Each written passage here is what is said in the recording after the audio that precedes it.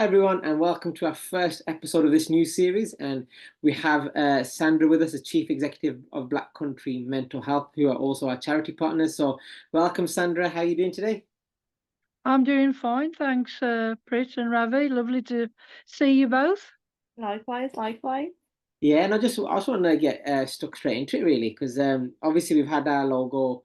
We've been working together for a couple of years now, and I thought it'd be a good point in time to sort of refresh people's memory on what great work you do. So if you just want to take the floor for now and just tell everyone about the great work you're currently doing. Yeah, I mean, as an organisation, we actually started in 1976, and it was Dudley Association for Mental Health then. Then it changed to Dudley Mind, and then the last 3-4 years we changed to Black Country Mental Health. So it's still the same charity number. So in essence, we're still the same charity. It's just we've expanded more and we're able to raise money for ourselves rather than some of it going to a national organisation. No disrespect to mine, because they do some good work as well. But local people want to see things locally.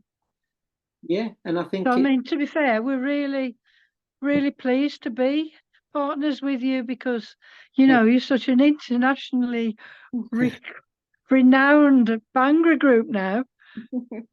We can name drop.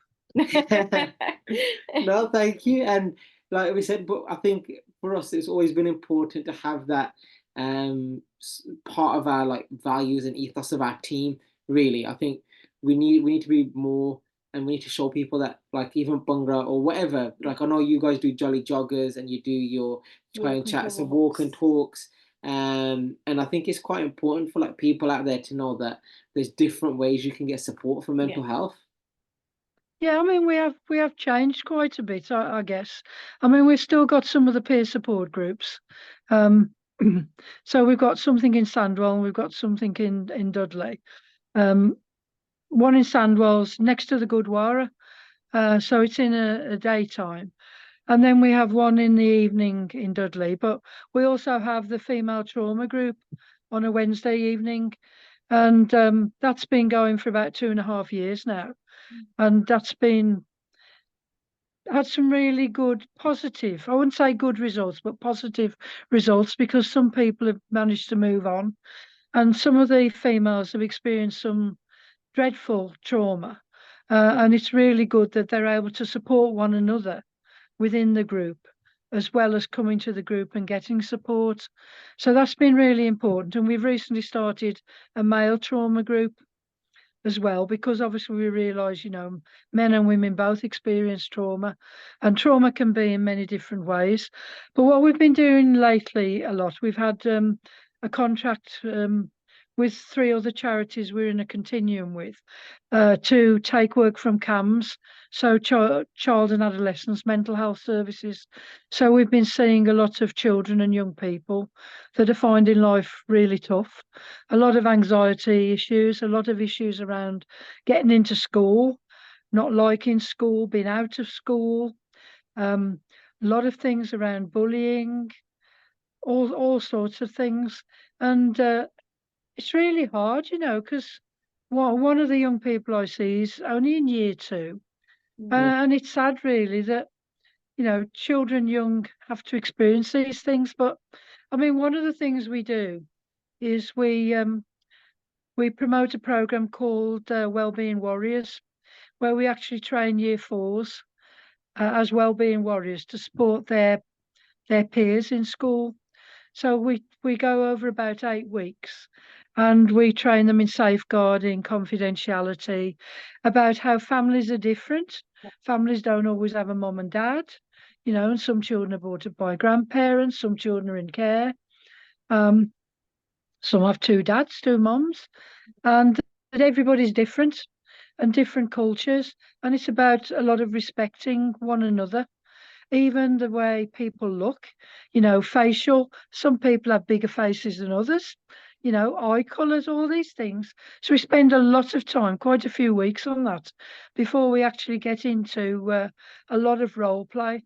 We look at, why somebody might be sad or upset, and they come up with things. They might not have enough food. They might have to go to the food bank. They don't want their friends to know.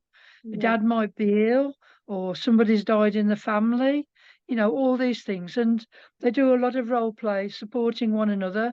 So they learn how to approach somebody in the playground, and they have IDs. Oh, wow. And yeah, the last school we've just been in have been really committed to the program. That's really It's good. really good, And I just yeah. want to touch on you said the question. No, No, no. I just want to touch on because obviously I work in a secondary school as well, and when you start talking about trauma, it's quite prevalent even in schools now where staff are getting trained on trauma. And I just wanted to just ask you a couple of questions, really, like starting with the male trauma. And obviously, I know you started the female trauma group back 2 years ago. What sort of uptake are you starting to see with these trauma, like peer support groups, really? Um, the trauma group has never been a massive group, but it's not intended as a massive group. So I'd say probably if everybody came, they'd only be about maybe 8. And it's a different sort of style, because when we started it, I said, it's a bit controversial in a way. I said, let's base it round a table. Not because we're close to the table, but because sometimes when you want to talk, you're talking about something that's upsetting. You want a bit of a safety net, a bit of a barrier. And actually, the table gives people a bit of a barrier. So, although people might be like a foot away from it, we Yeah. are round a bit of a table, and it gives us that sort of comfort, I think, in a way. So, from week to week, I'll be honest, I have no idea who's coming and how many's going to come. But we do have a WhatsApp chat group with the female group. So during the week, people will message one another and they'll support one another. And then I can see if anybody's experiencing something that I need to jump in on. But they're very supportive to one another. It was always set up like that. And some people have been able to move forward and address trauma from 20 years ago, No. which is absolutely amazing, Yeah. and have a much better quality of life. The male trauma is slightly different. It's taking Nick, our one of our counsellors who works for us as a volunteer. He's running that group, but it's really slow getting off the ground. Yeah, Because obviously males don't Yeah. easily come out, do they, and talk about things. yeah, and I So we think have to encourage yeah, them. we see like statistics, especially lately with male mental health, like how many more men are committing suicide than we knew about, how many more men are, and I think it's a good starting point, really, and I think the work you guys do is great because it's breaking down barriers and stereotypes. Because especially in the Asian culture, it used to be back in the day that you'd go to the pub and have a drink and sort of hide it. And like obviously, like you've said, someone's holding trauma Yeah. for 20 years. So like we won't ever. Me personally, from what we've seen, I don't think we'll ever get the amount of people out there with trauma. I don't think we'll ever reach all of them, unfortunately. But I think the work you guys are doing in reaching as many as you can is actually really helpful because like a lot of these people are parents and grandparents, and I think it helps sort of correct me if I'm wrong, but it obviously helps the family environment because like how you guys are doing well being warriors, it helps parents and grandparents then have that sort of understanding of their kids' mental health, which is what the next thing I want to talk about. Because you mentioned CAMS there and about working with schools. Like what's the sort of picture you're seeing in the local area about children's mental health? I mean, let's be honest. Wherever you are in the country, CAMs are overwhelmed. Mm. And they're doing the very best they can, but with the best will in the world, they can't see all the children that are coming forward. So they're having to contract out.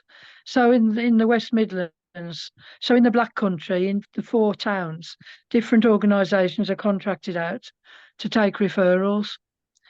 I mean, just before we go on to that, I just wanted to mention, because we were talking a bit about males, because we do bereavement counselling, and we are having a lot of men coming forward for that. And in fact, I would say I see more men now than women.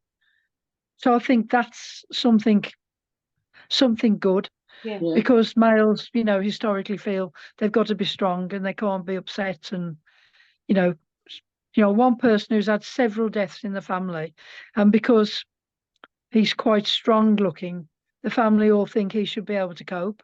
Yeah. But sometimes it has to go somewhere. You know, it's like a balloon, you blow it up too much and it bursts. Yeah. And that's when the real problem. So, yeah, just going back to CAMS, I mean, it's very hard.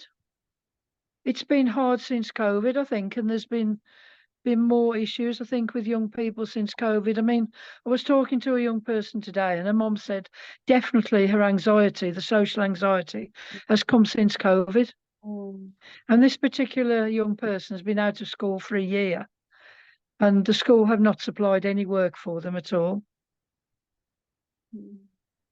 So that's not supportive either of the child, really, because then it's with the social anxiety, it stops that reintegration process of like getting them back into school. And there's just one final thing I want to touch on, and I know there's probably a bit more in depth and a bit more touching. So if anyone has any sentiments or issues that they want to speak about, please contact Black Country Mental Health. We'll put the details in the caption.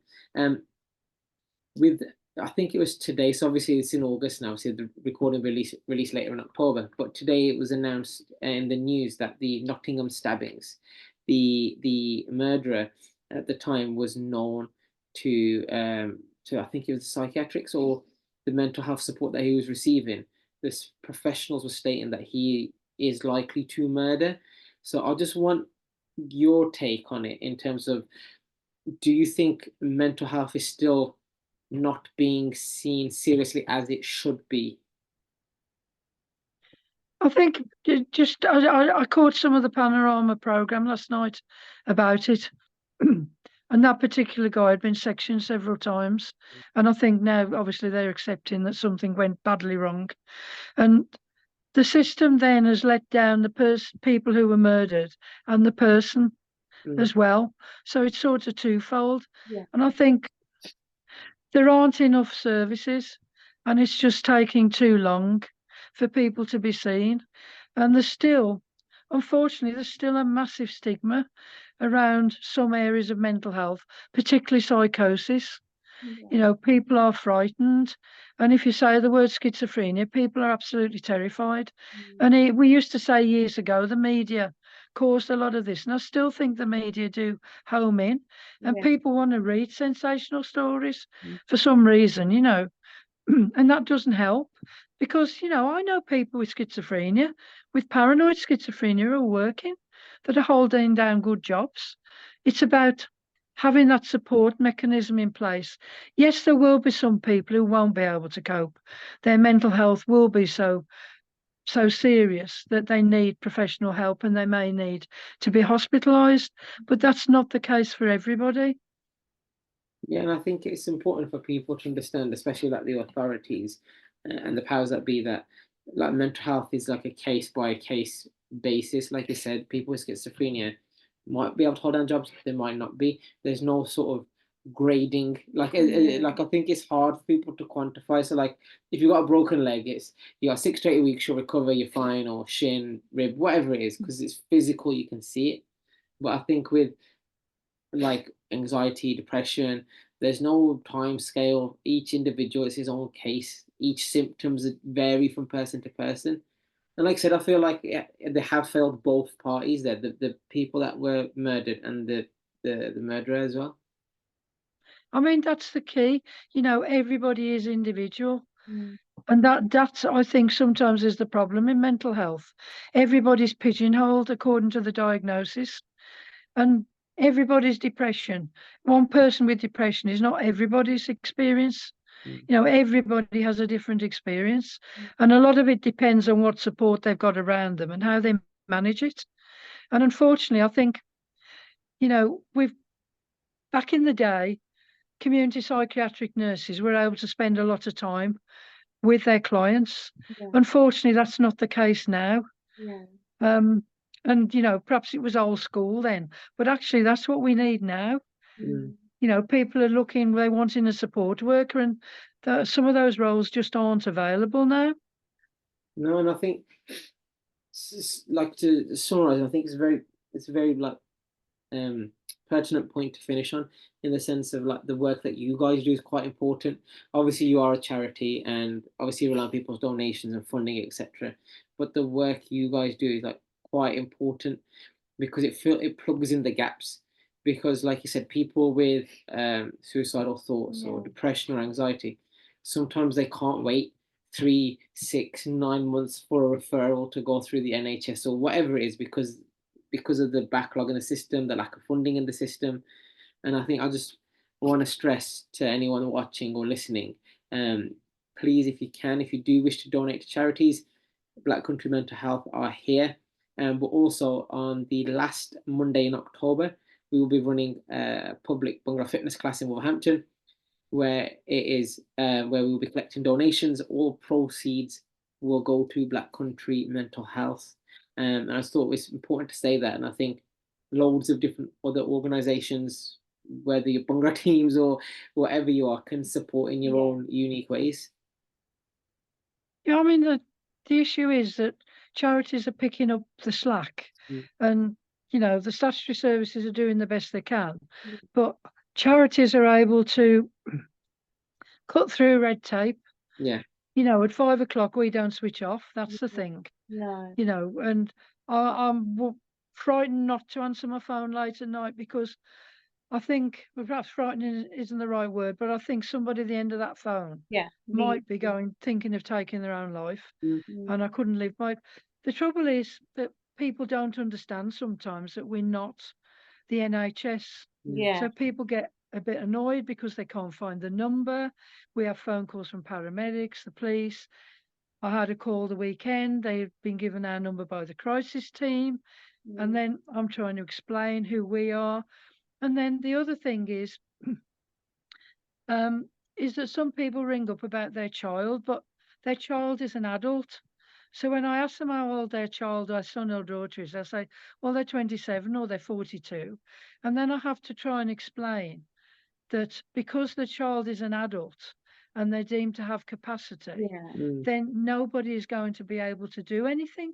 And they don't like that answer. And I understand that, because they're worried about their child.